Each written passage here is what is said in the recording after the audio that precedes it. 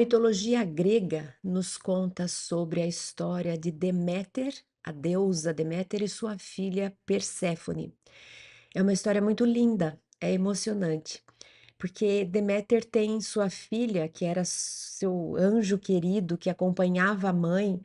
A Deméter era a deusa da terra, da germinação das plantações, e então ela corria a terra sempre na companhia da sua amada filha. E um dia Hades, o deus das profundezas, o deus do mundo de dentro, desse mundo avernal, sequestra Perséfone e arrasta ela para dentro da terra, para esse lugar escuro, para esse mundo infernal. E Deméter então fica desesperada, sua alegria se perde, ela não se conforma e faz todo um movimento, vai tirar satisfação com Zeus e pedir para que ele interfira, e cria uma confusão que só uma mãe é capaz de criar para ir até as últimas consequências e conseguir sua filha de volta. E Hades aceita então libertar Perséfone, mas antes faz com que Perséfone convida Perséfone a experimentar um fruto ali, um bago de uma romã. E aí o mito conta que quem se alimentasse nesse mundo ficaria destinado a voltar a ele para sempre. Perséfone come desse fruto, sai, fica com a mãe, mas destinada a de vez em quando voltar para ficar um período de tempo ali. Então Perséfone é essa deusa que faz essa transição. Deméter é a deusa de fora, da vida, da, da, da, da germinação, é a da natureza, dos frutos e da plantação, do sol, da terra, de tudo que isso significa o mundo de fora. Hades é o mundo de dentro, do escuro, do sombrio, do profundo, do embaixo. E Perséfone fica um período do tempo fora, um período do tempo dentro. Ela faz essa ponte, ela está nos dois lugares, ela transita. E é essa transição que eu queria chamar a atenção. Lá na mitologia grega, eles vão explicar assim a origem das estações do ano. Quando Deméter está com a mãe fica feliz e as sementes germinam e as plantações acontecem e tudo é lindo, e é o sol, e é fruta, e é lavoura, e é tudo mais. Quando Deméter volta para o mundo de Hades, quando Perséfone volta para o mundo de Hades, Perséfone entristece para tudo, então vem o inverno. Então, o inverno é quando Deméter senta e chora e lamenta a perda da sua filha, e aí a terra fica árida, fica seca, fica fria. E quando Perséfone sai e volta, Deméter volta a sorrir e tudo fica bonito, no mundo de fora. Perséfone faz pra gente esse papel, então, mostrando essa necessidade de transitar, né? A necessidade da gente viver nessa dança entre os opostos.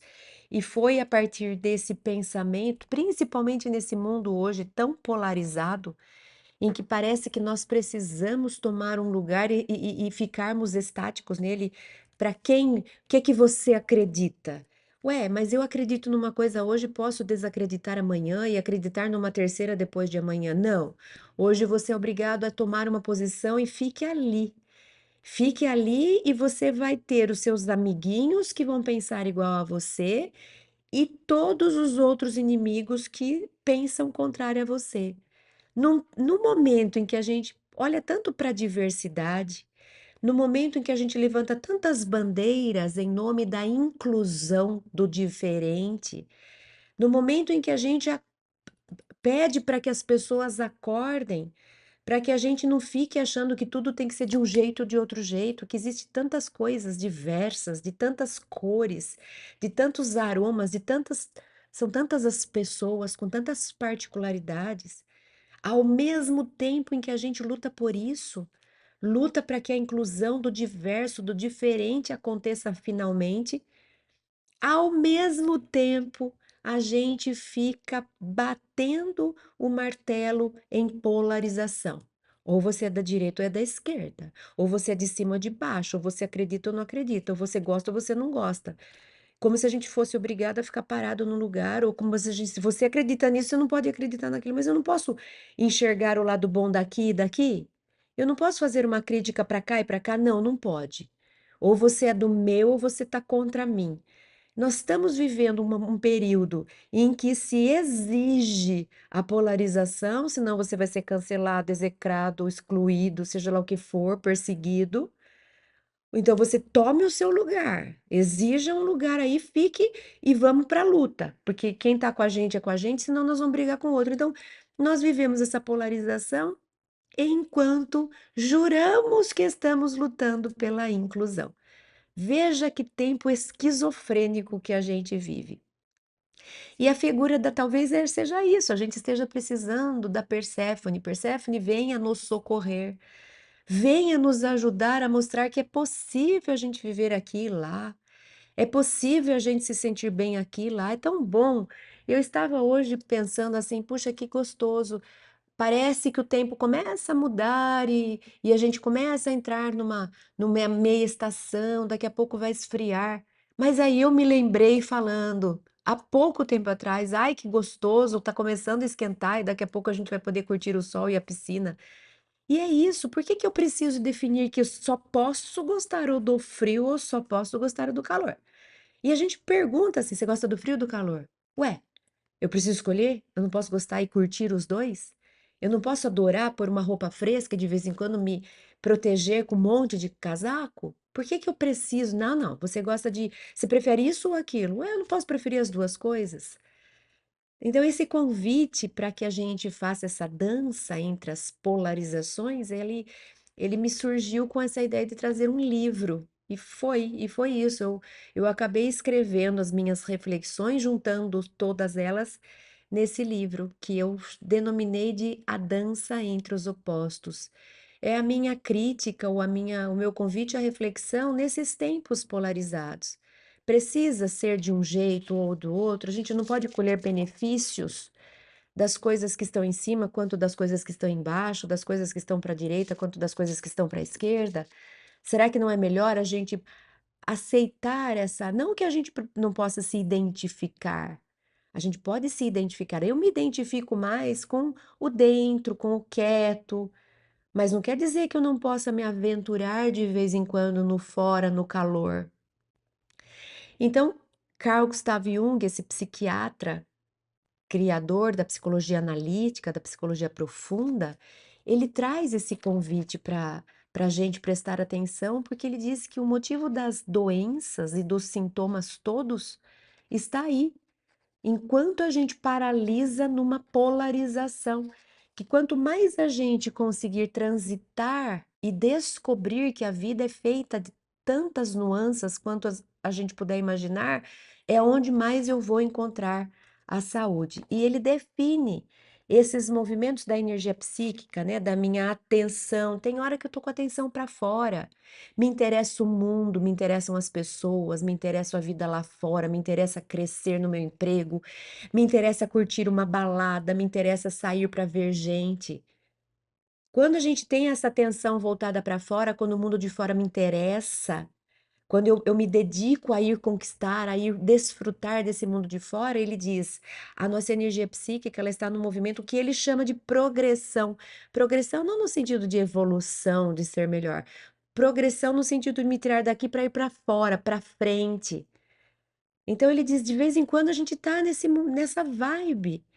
Ah, eu quero ver coisas, eu quero sair de casa, eu quero ir numa festa, eu quero aprender, eu quero viver, eu quero ver lá fora. A minha energia psíquica está direcionada para fora. Ele chama esse movimento de progressão.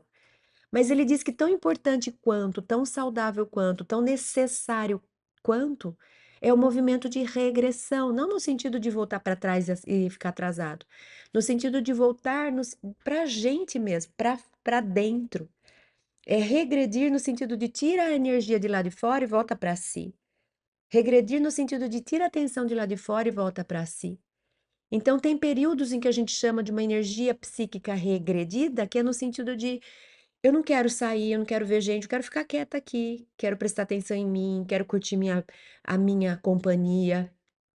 Estou mais pensativa, tenho vontade de fazer minhas orações, estou mais espiritualizada, estou buscando mais assuntos que tenham a ver com terapia, com espiritualidade, com autoconhecimento. E é preciso isso. Uma pessoa que vive só para fora, ela não se conhece. Ela só fica fazendo o que o mundo pede, ela só fica atrás de aparência, ela só fica tentando agradar as pessoas. E ela? Quem ela é? Mas uma pessoa também que só vive com a energia psíquica na regressão, regredida, ela não vive a vida lá fora.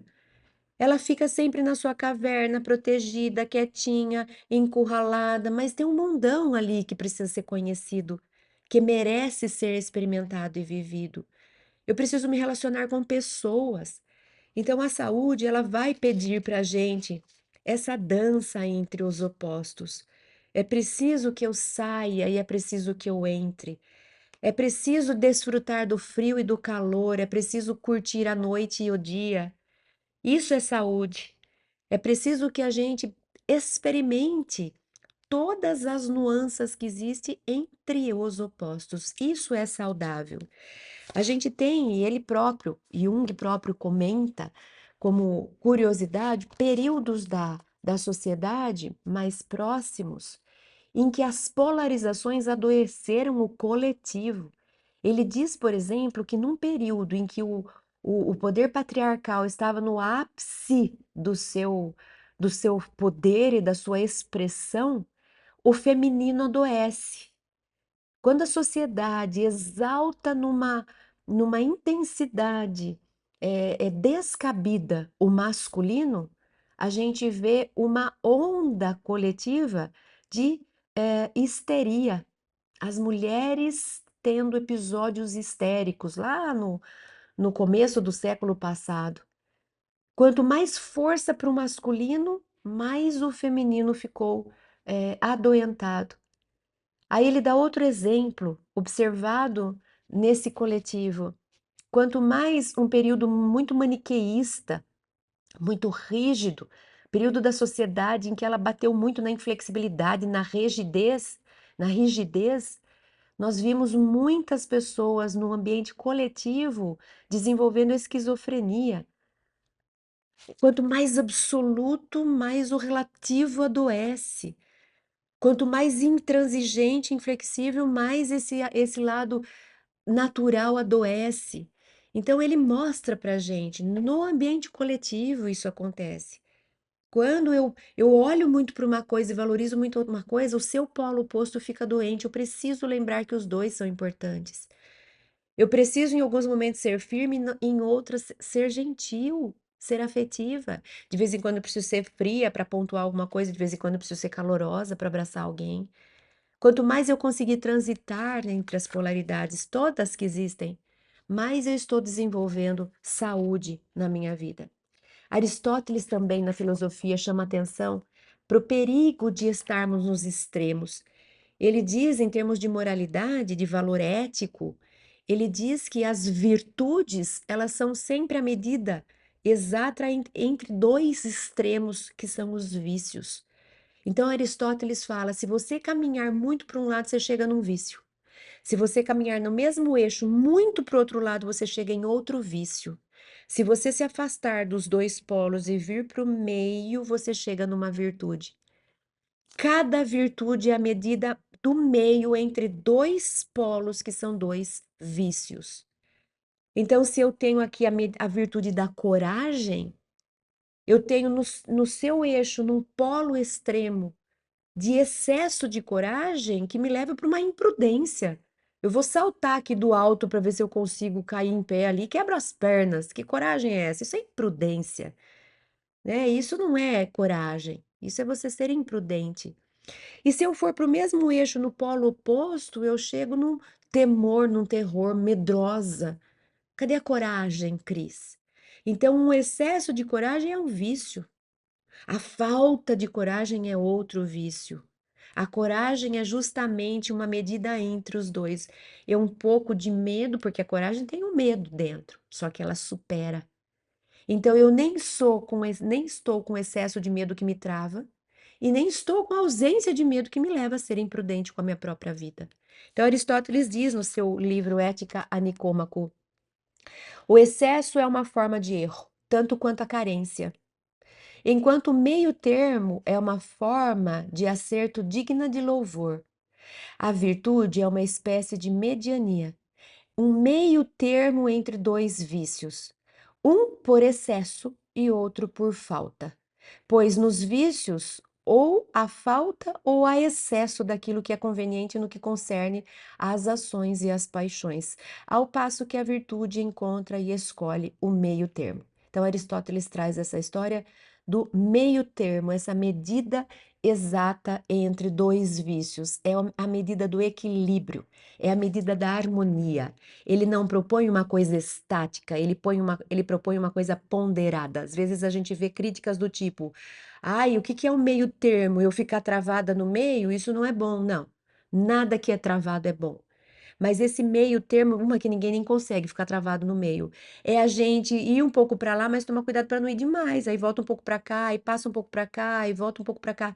Conforme eu consigo me manter distante dos polos, mais provavelmente eu estou num caminho harmonioso do meio. O caminho do meio é o caminho do equilíbrio, da ponderação. Nem tanto lá, nem tanto cá, mas uma mistura equilibrada dos dois.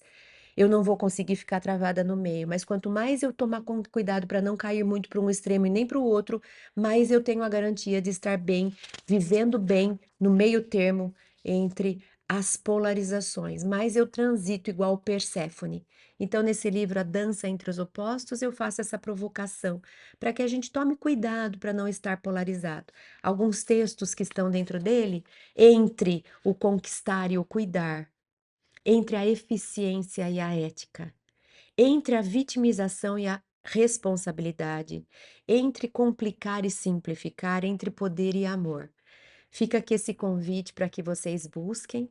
É possível pela internet hoje, a gente consegue adquirir os livros, e esse é feito pela editora Frater, é publicado pela editora Frater, A Dança entre os Opostos. E termino com esse trecho que está lá no Evangelho, 1 Coríntios 10, 23. Todas as coisas me são lícitas, mas nem todas as coisas me convêm. Todas as coisas me são lícitas, mas nem todas as coisas edificam. Fica esse convite para o equilíbrio, para o trânsito entre os opostos, para o meio termo, para o bom senso, para a harmonia.